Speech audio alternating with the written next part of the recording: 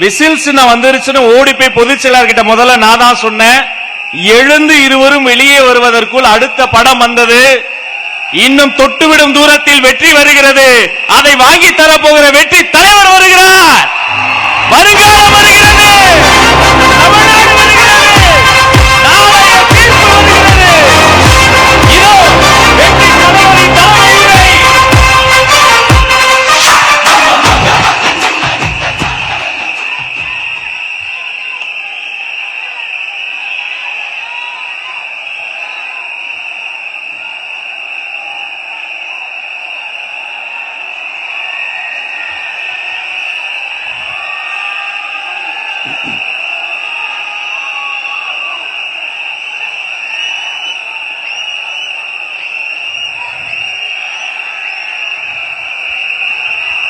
நம்மளுடைய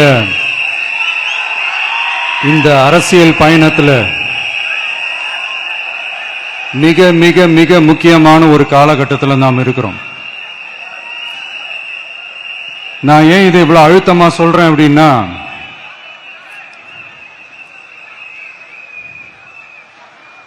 ஏதோ அழுத்தம் இருக்குமோன்னு நினைக்கிறீங்களோ? அழுத்தமா நமக்கா?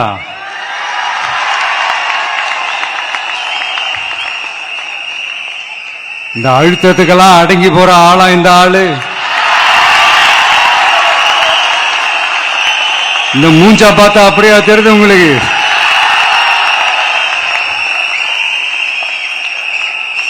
அதனால அப்படியெல்லாம் நடக்காது. அதுவும் முக்கியமா நம்ம கிட்ட அதெல்லாம் நடக்கவே நடக்காது.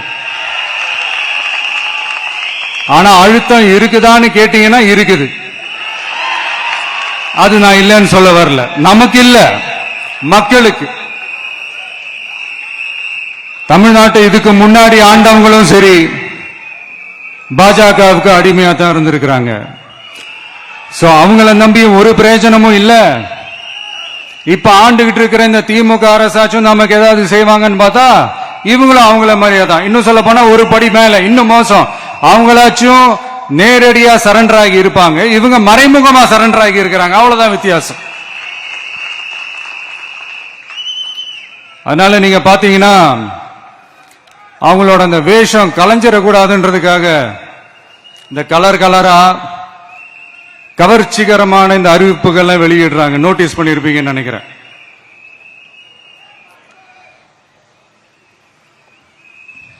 அதனால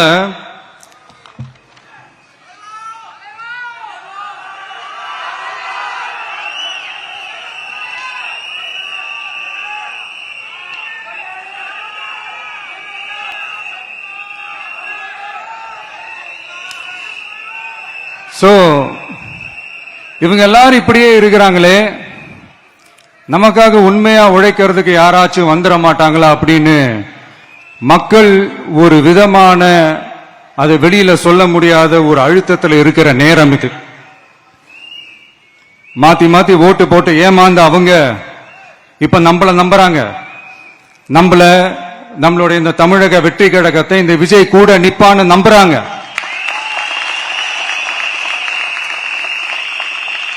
நம்மள நம்புறவங்களுக்காக நாம நம்பிக்கையோடு இருக்கணும்ல. அப்படின்னா இது முக்கியமான, மிக மிக மிக முக்கியமான ஒரு காலகட்டம் தானே. அதனாலதான் அவ்வளவு அழுத்தமா நான் சொன்னேன். இந்த தேர்தல், இந்த கூட்டணி, இதெல்லாம் பத்தி நிறைய இந்த ஹேஷியங்கள் ஜோஷியங்கள் எல்லாம் நடந்துகிட்டு இருக்கு இல்லையா? என்னப்பா இந்த விஜய் இப்பதான் வந்திருக்கிறாரு, இவரு கூட எல்லாம் யாரு வர போறா, அவங்க வரமாட்டாங்க, இவங்க வரமாட்டாங்க, அப்படி இப்படின்ட்டு நம்மளை பத்தி ஒரு அண்டர் எஸ்டிமேட் பண்ணிட்டு இருக்காங்கல்ல. அதுனா நமக்கு புதுசா என்ன? 30 வருஷமா நம்மள அண்டர் எஸ்டிமேட் பண்ணிட்டு தான் இருக்கிறாங்க. ஆனா மக்கள் கரெக்டா நம்மள எஸ்டிமேட் பண்ணி ரொம்ப அழகா, ரொம்ப அக்கறையா, ரொம்ப தெளிவா, ரொம்ப தீர்க்கமா நமக்குன்னு ஒரு இடத்தை கொடுத்திருக்கிறாங்கல்ல. எப்படி? என் கேரியரின் உச்சமான ஒரு இடத்தை கொடுத்திருக்கிறாங்கல்ல. அதை இந்த நாடே பார்த்துக்கிட்டு இருக்குல்ல. ஏன் அப்படி எனக்கு அந்த இடத்தை கொடுக்கணும்? ஏன்னா இந்த விஜய் நம்ம பிள்ளையாச்சே, நம்ம அண்ணனாச்சே, நம்ம தம்பியாச்சேன்னு சொல்லி அவங்க மனசுல அப்படி தோணுது. அதனாலதான் நமக்கு அப்படி ஒரு இடத்தை கொடுத்து உள்ளன்போடு அள்ளி நம்மள அரவணைச்சுக்கிட்டு இருக்கிறாங்க. அப்படி நம்மள நம்புறவங்களுக்காக நாம உழைக்கிறது அது ஒரு பழக்கமாகி இப்ப அதுவே என்னுடைய ஒரு ஒரிஜினல் கேரக்டராவே மாறிடுச்சு. இத்தனை வருஷமா இருக்கிற அந்த உழைக்கிற குணம் அது எப்படி மாறும்? அதெல்லாம் மாறவே மாறாது. அரசியலுக்கு வந்ததுக்கு அப்புறமும் சரி, ஆட்சி அதிகாரத்துக்கு வந்ததுக்கு அப்புறமும் சரி, ஒன்னே ஒன்னு சொல்ற, எழுதி வச்சுக்கோங்க.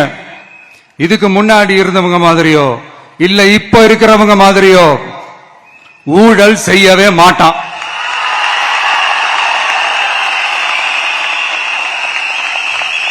ஒரு பைசா தொட மாட்டான். எனக்கு அது அவசியமே இல்லை. புரிஞ்சுங்களா உங்களுக்கு? எனக்கு அதை தொட வேண்டிய அவசியமே இல்லை.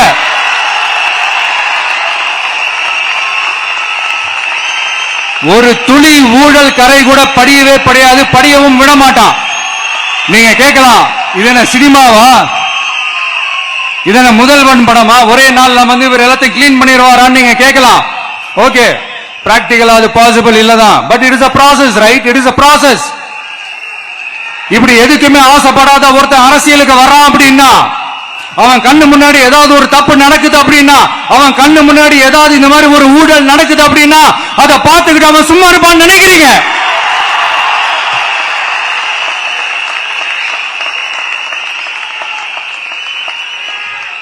அதனால இந்த தீய சக்தியா இருக்கட்டும், இந்த ஊழல் சக்தியா இருக்கட்டும், ரெண்டு பேரும் தமிழ்நாட்டை ஆண்டவே கூடாது. அப்படிப்பட்ட இந்த கட்சிகளை உண்மையா தில்லா எதிர்க்கிற அந்த கட்ஸும் கெத்தும் நம்ம கிட்ட மட்டும்தான் இருக்கு.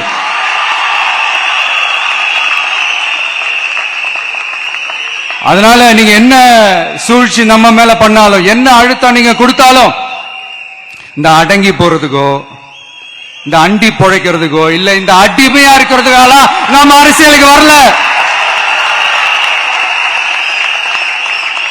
என் மண்ணுக்கும் மக்களுக்கும் யார் என்ன தீங்கு செஞ்சாலும் அதை எதிர்த்து அவங்க கிட்ட இருந்து நம்ம மக்களை பாதுகாக்கிறதுக்காக தான் நம்ம அரசியலுக்கே வந்திருக்கிறோம். அண்ட் முக்கியமா தோழர்களே, மக்களுக்கு என் மேல மட்டும் நம்பிக்கை இருந்தா அது பத்தாது. என் கூட டிராவல் பண்ற என்னோட எல்லா தோழர்கள்கிட்ட அந்த நம்பிக்கை வரணும்.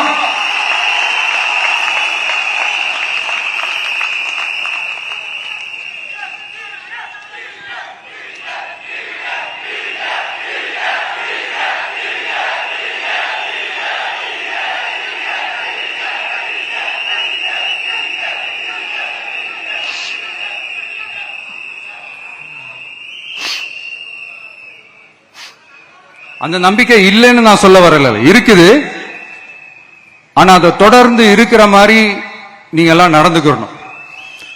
தப்பு பண்ண யாரா இருந்தாலும் தப்பிக்கவே முடியாதுன்ற அந்த ஒரு பயம் இருக்கணும். எல்லாரும் உங்களை தான் கேட்கிறேன், எல்லாரும் உண்மையா உழைப்பீங்கல்ல?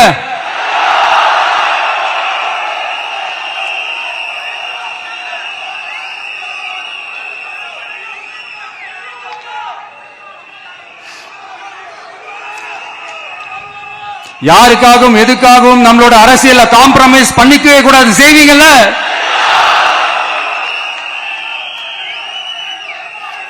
தயவு செஞ்சு எல்லாரும் கொஞ்சம் ஒற்றுமையா இருந்து சேர்ந்து உழைச்சி ஜெயிப்பீங்கல்ல? சரி, நமக்காக நம்ம மக்கள் கண்டிப்பா ஓட்டு போட்டு ஜெயிக்க வைப்பாங்க, அதுல எந்த மாற்று கருத்துமே கிடையாது. அப்படி ஜெயிக்கிறதுக்காக நாம் என்ன செய்ய போறோம்?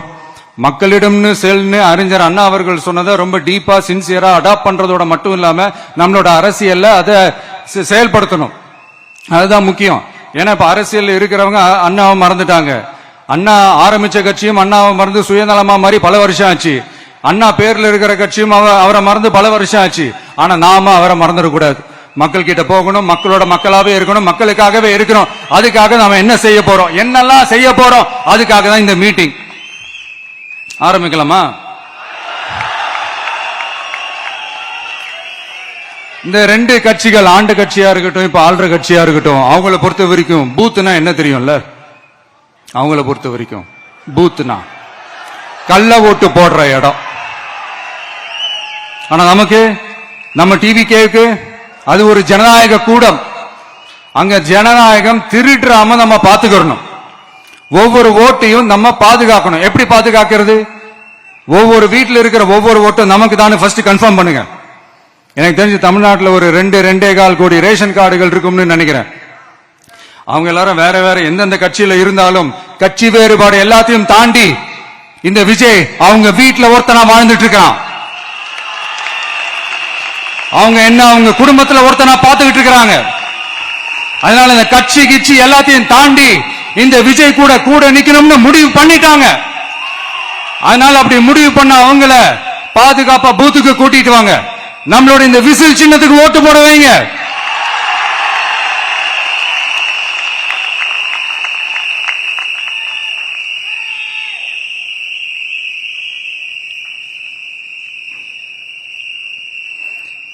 ஒன்றியம், நகரம், பேரூர் பகுதி கிளைன்னு இங்க வந்திருக்கிற நம்மள எல்லார் நிர்வாகிகளும் தான் நம்ம கட்சியினுடைய ஆணி வேர். நீங்க எல்லாரும் சுதந்திரமா செயல்படணும், சுதந்திரமா செயல்பட விடணும்.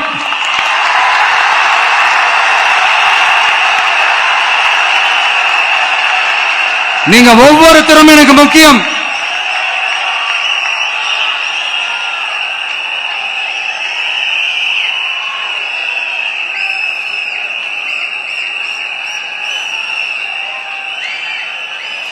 நீங்க தான் நம்மளுடைய இந்த BLAs பூத் லெவல் ஏஜென்ட்ஸோட களத்தில் நின்று வேலை பார்க்க போற ஃப்ரண்ட் லைன் வாரியர்ஸ். இப்ப நடக்க போறது வெறும் எலெக்ஷன் கிடையாது, இது ஒரு ஜனநாயக போர். இந்த டெமோக்ராட்டிக் பேட்டில லீட் பண்ண போற கமாண்டர்ஸ் நீங்க தான்.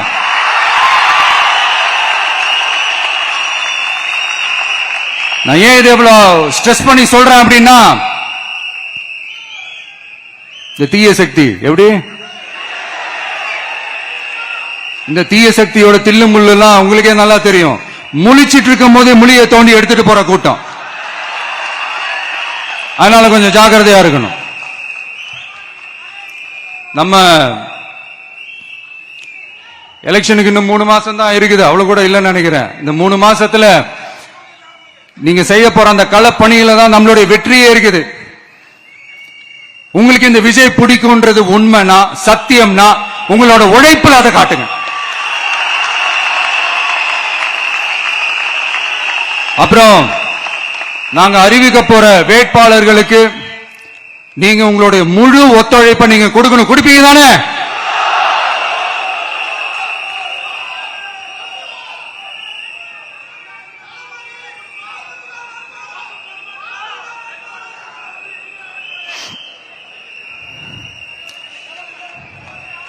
உங்க எல்லாரையும் ஒரு எனர்ஜைஸ் பண்ற மாதிரி உண்மையா நடந்த ஒரு கதை ஒன்னு சொல்றேன்.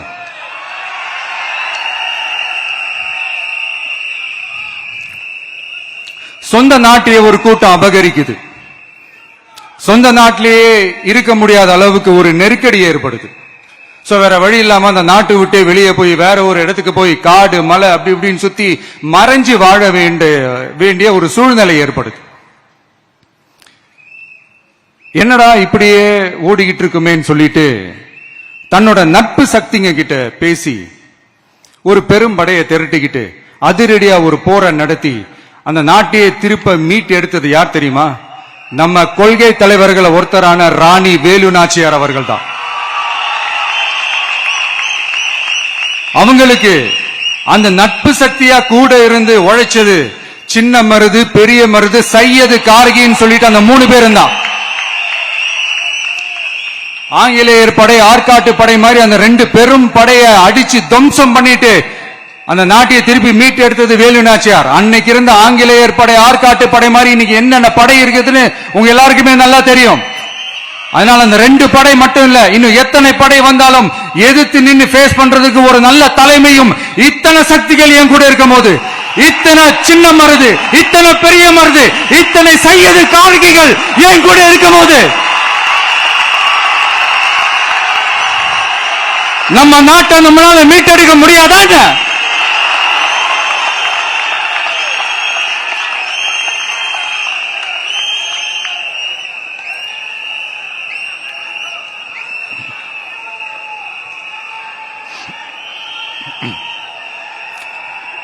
அதுவும் இந்த படை நம்மளுடைய இந்த டிவிகே படை நட்பு சக்தி இருந்தாலும் இல்லனாலும் தனியாவும் நின்னு கெத்தா ஜெயிக்கிற அளவுக்கு ஒரு மிகப்பெரிய படை.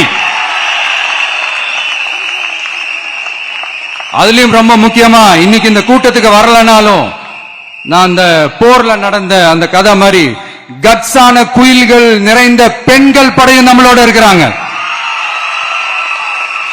அந்த பெண்கள் படையை பார்த்துதான் அரசியல் அரங்கமே அதிர்ந்து போயிருக்குது. அதனால எல்லாரும் ஒரு நிமிஷம் எனக்காக எந்திரிச்சு நில்லுங்களேன் ப்ளீஸ். நான் சொல்றதை கொஞ்சம் ரிப்பீட் பண்ணுங்க. இந்த 2026 சட்டமன்ற தேர்தல்ல நாம எல்லாரும் உண்மையாக உழைப்போம், சத்தியமாக உழைப்போம், உறுதியாக உழைப்போம், ஒற்றுமையாக உழைப்போம். தேங்க்யூ. Please sit down.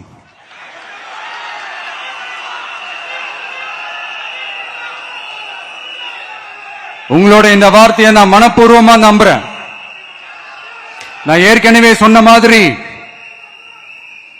இந்த வரப்போற தேர்தல் இதுவரைக்கும் தமிழ்நாடு பார்த்திராத ஒரு வித்தியாசமான தேர்தல். நம்மளுடைய படை வரிசையும் அப்படிதான், ஒரு பவர் பேக்ட் ஃபோர்ஸ். இவ்வளவு நாள் இதை நாம மட்டும்தான் சொல்லிக்கிட்டு இருந்தோம். இப்ப கொஞ்சம் கொஞ்சமா அதை வெளியில சொல்ல ஆரம்பிக்கிறாங்க.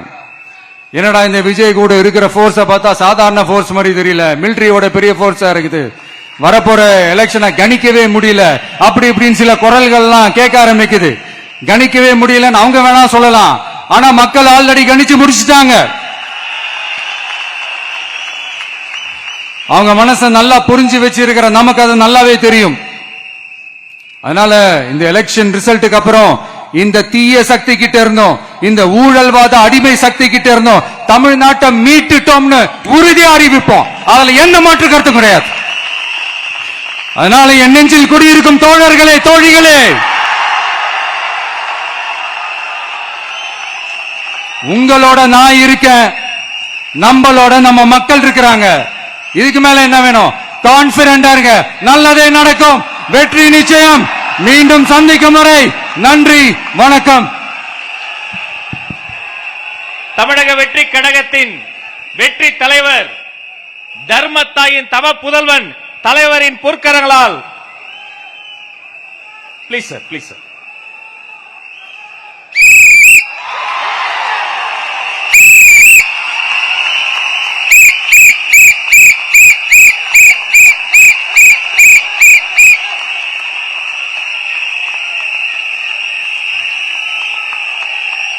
நம்ம சின்னம் உங்கள் சின்னம், நம்மளுடைய வெற்றி சின்னம் விசில். கப்பு முக்கியம் பகிலே.